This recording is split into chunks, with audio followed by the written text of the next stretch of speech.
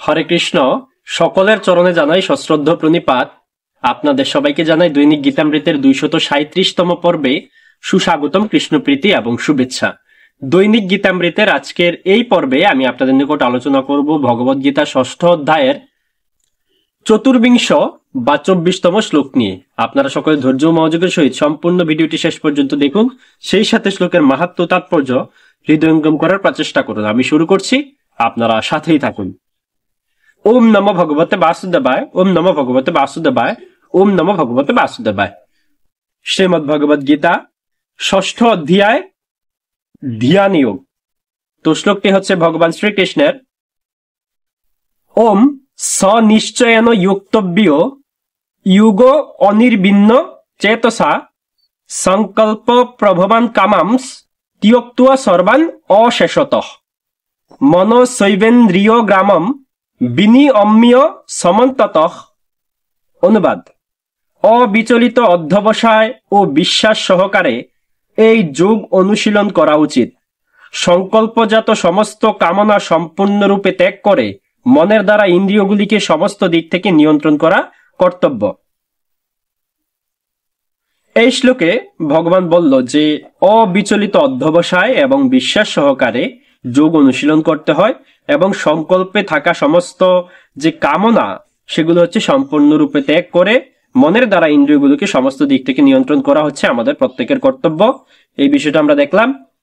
এই শ্লোক সম্বন্ধে শ্রীল প্রভুপাদের মন্তব্য আমরা তাৎপর্য থেকে দেখে নিই। তাৎপর্য: যোগীকে দৃঢ় সংকল্প ও ধৈর্য সহকারে অবিচলিত থেকে যোগ অভ্যাস করতে হয়। কোনো এক সময় সাধনায় অবশ্যই সিদ্ধি লাভ হবে। এভাবে আশাবাদী হয়ে ধৈর্য সহকারে এই পথ অনুসরণ করতে হয়। সাফল্য লাভে বিলম্ব হলে হতোদ্যম হওয়া কখনোই উচিত নয়, কারণ দৃঢ় সংকল্প নিয়ে যিনি যোগ অভ্যাস করেন তিনি অবশ্যই সাফল্য লাভ করেন। ভক্তিযুগ সম্বন্ধে শ্রীল রূপ গোস্বামী বলেছেন, উৎসাহ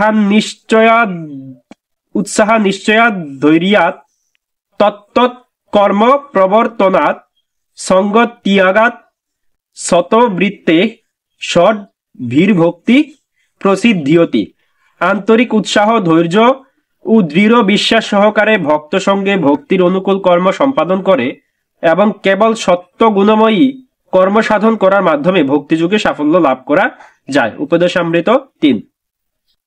দৃঢ় সংকল্প সম্বন্ধে সেই চড়াই পাখির দৃষ্টান্ত অনুসরণ করা উচিত, যার ডিম সাগরের জলে ভেসে গিয়েছিল। একটি চড়াই পাখি সমুদ্রের তীরে ডিম পেড়েছিল, কিন্তু মহাসমুদ্রের দুর্বার তরঙ্গে সেই ডিমগুলি ভেসে যায়। অত্যন্ত ক্ষুব্ধ চিত্তে সেই চড়াই পাখিটি তখন সমুদ্রের কাছে আবেদন করে তার ডিমগুলি ফিরিয়ে দিতে, কিন্তু সমুদ্র তার সেই আবেদনে কর্ণপাত করেনি। তখন সেই চড়াই পাখি সমুদ্রকে শুকিয়ে ফেলার সংকল্প করে তার ছোট্ট ঠোঁটে সমুদ্রের জল তুলতে লাগলো। তার এই অসম্ভব সংকল্পের জন্য সকলেই তাকে পরিহাস করতে লাগলো। এদিকে সেই চড়াই পাখির কথা চারিদিকে ছড়িয়ে পড়ল।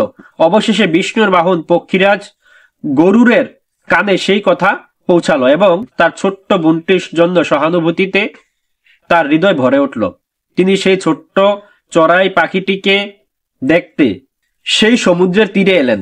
গরুর চড়াই পাখির সেই দৃঢ় সংকল্প দেখে মুগ্ধ হয়ে তাকে সাহায্য করবার প্রতিশ্রুতি দিলেন।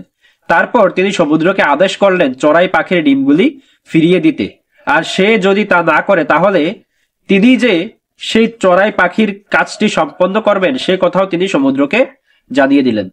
সমুদ্র তখন ভয় পেয়ে চড়াই পাখির ডিমগুলি ফিরিয়ে দিল। এভাবে গরুরের কৃপায় সেই চড়াই পাখি তার ডিম ফিরে পেয়ে সুখী হলো। তেমনই যোগ সাধনা, বিশেষ করে কৃষ্ণ ভাবনাময় হয়ে ভক্তিযোগ সাধন করাকে ভীষণ কঠিন বলে মনে হতে পারে, কিন্তু অত্যন্ত দৃঢ়তার সঙ্গে ভক্তিযোগের অনুশীলন করতে থাকলে ভগবান অবশ্যই সাহায্য করবেন। কেননা যে নিজেকে সাহায্য করে ভগবানও তাকে সাহায্য করেন। এই বিষয়টা আমরা দেখলাম। আজ এই পর্যন্তই। এতক্ষণ ধৈর্য ধরে ও মনোযোগ সহকারে আমাদের সাথে থাকার জন্য সবাইকে অসংখ্য ধন্যবাদ এবং বিশেষ কৃতজ্ঞতা জানাচ্ছি। সকলে ভালো থাকুন, সুস্থ থাকুন, আমাদের সাথেই থাকুন। হরে কৃষ্ণ।